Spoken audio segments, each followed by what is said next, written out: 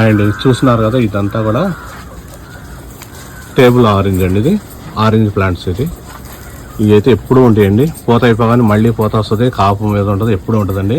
చాలామంది ఏంటంటే అడిగే ఒక క్వశ్చన్ అండి, చాలామంది కమెంట్లు అడుగుతారు. దీనికి మాకు పూత రాలిపోతుందండి, రావటం విపరీతంగా పూత వస్తుంది, రాలిపోతుందని. నేను మెయిన్ ఏంటంటే వాటర్ ఎక్కువగా ఇస్తూ ఉంటారండి. ఇది ఒకటి అబ్జర్వ్ చేసుకుని వాటర్ ఇవ్వకూడదు.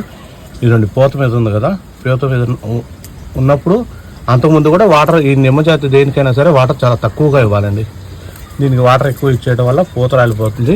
ఇలా పిందె దశలో ఉన్నప్పుడు కూడా వాటర్ ఇవ్వటం వల్ల పిందె రాలిపోతాయండి.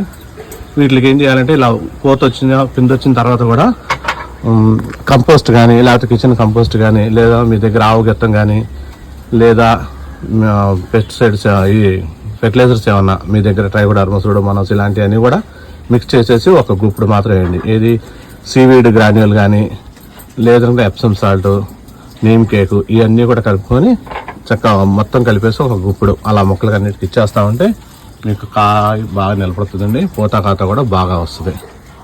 ఇలాంటి చిన్న చిన్న ట్రిప్స్ చేసుకుంటే మొక్క మాత్రం బాగా వస్తుంది. పూత కాపు కూడా. నచ్చితే లైక్ చేయండి, షేర్ చేయండి, సబ్స్క్రైబ్ చేయండి.